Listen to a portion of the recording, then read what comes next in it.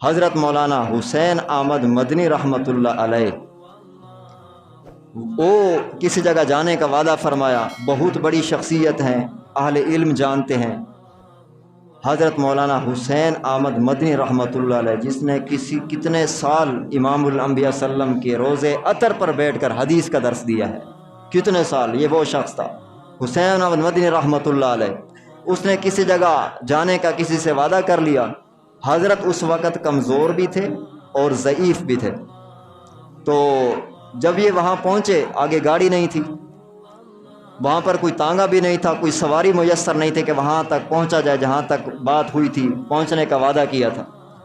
تو حضرت دوڑنے لگے، ساتھ جو حضرات تھے انہوں نے حضرت سے کہا کہ حضرت آپ کیوں دوڑ رہے ہیں، آپ گر جائیں گے، بے ہوش ہو جائیں گے، آپ ضعیف ہیں، آپ کمزور ہیں۔ تو حضرت نے فرمایا، حسین احمد مدنی رحمۃ اللہ علیہ نے کہ فرمایا کہ قیامت والے دن اگر اللہ رب العزت نے مجھ سے پوچھ لیا کہ اگر آپ کو سواری نہیں ملی، آپ نے اس کے پاس جانے کا وعدہ کر لیا اور آپ کے پاس سواری نہیں تھی، آپ دوڑ تو سکتے تھے، تو آپ دوڑ کر وہاں پر کیوں نہیں پہنچے؟ میں اس لیے دوڑ رہا ہوں، اگر دوڑتے دوڑتے میں گر کر بے ہوش بھی ہو گیا، قیامت والے دن میں اللہ سے کہوں گا، اے اللہ میں نے وعدہ کیا تھا، میرے بس میں اتنا تھا کہ میں دوڑ سکتا تھا، اگر میں بے ہوش بھی ہو گیا تو ضرور مجھے اللہ معاف کر دے گا۔ اتنی اہمیت وعدے کی۔ آج ہمارے معاشرے میں بہت بڑی کمزوری وعدے کی پاسداری نہیں ہے، وعدہ خلافی کو گناہ نہیں سمجھا جاتا، جبکہ حقیقت یہ ہے مسلمانوں کے آپس میں نفرت کے اسباب میں سے، معاشرے کے آپس میں نفرت کے اسباب میں سے ایک سبب وعدہ خلافی بھی ہے۔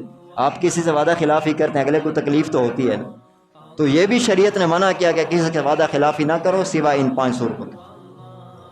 اور اسی طرح ایران کے مشہور سپہ سالار قید ہو کر حضرت عمر فاروق رضی اللہ تعالیٰ عنہ کے پاس لائے گئے۔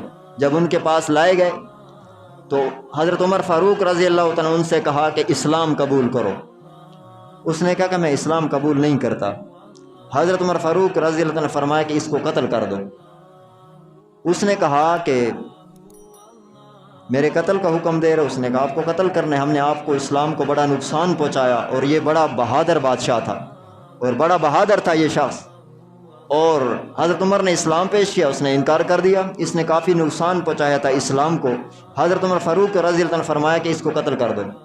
تو ساتھ جو تلوار لے کر ایک شخص کھڑا تھا جس نے اس کو مارنا تھا، تو اس نے کہا، ایران کا مشہور سپہ سالار، اس نے کہا کہ مجھے پانی کی ضرورت ہے، پیاس لگی ہوئی ہے، مجھے پانی پینے دو پھر مجھے مار دو۔ تو اس کو پانی دیا گیا، اس نے ہاتھ میں پانی پکڑا، اس کا ہاتھ کام پر ہاتھ۔ تو حضرت عمر نے پوچھا کام کیوں رہے ہو؟ اس نے کہا کہ مجھے خوف ہے۔ حضرت عمر فاروق رضی اللہ عنہ نے فرمایا اگر میں نے پانی پی لیا تو آپ کا ساتھ جو بندہ تلوار لے کے کھڑے مجھے قتل نہ کر دے مجھے خوف سے، اس لیے حضرت عمر فاروق نے فرمایا جب تک تم اس گلاس والا پانی نہیں پی لیتے اس وقت تک تمہیں قتل نہیں کیا جائے گا۔ اب اس نے گلاس پکڑا ہوا ہے، اس وقت تک تمہیں قتل نہیں کیا جائے گا جب تک تم نے یہ پانی نہیں پی لیا، تم تسلی رکھو۔ اس نے، وہ ایران کے مشہور سپہ سالار، اس نے وہ گلاس انڈیل دیا، اس کی سمجھداری دیکھو، اس نے اس گلاس کو انڈیل دیا۔ ساتھ حضرت انس کھڑے تھے، اس نے فرمایا حضرت عمر کو اس نے تم سے جان بچا لی، وہ پانی ہے نہیں، اب قتل کیسے کرو گے؟ پانی تو نیچے چلا گیا، پیے گا کیسے؟ پیے گا تو قتل کرو گے۔ تو حضرت انس نے فرمایا حضرت عمر فاروق سے کہ اس نے جان بچا لی ہے تم سے۔ اب وہی بولا حضرت عمر سے، آپ نے مجھ سے وعدہ کیا تھا کہ یہ گلاس والا پانی تم پی لو پھر قتل کروں گا، اب تو پانی ہے نہیں، قتل کیسے کرو گے؟ اور مجھے پتہ ہے کہ تم وعدہ خلافی نہیں کرتے ہو، مجھے پتہ ہے کہ تم وعدہ خلافی نہیں کرتے ہو۔ حضرت عمر نے فرمایا واقعی ہم آپ کو ابھی قتل نہیں کر سکتے۔ تو حضرت عمر فاروق نے اسے چھوڑ دیا۔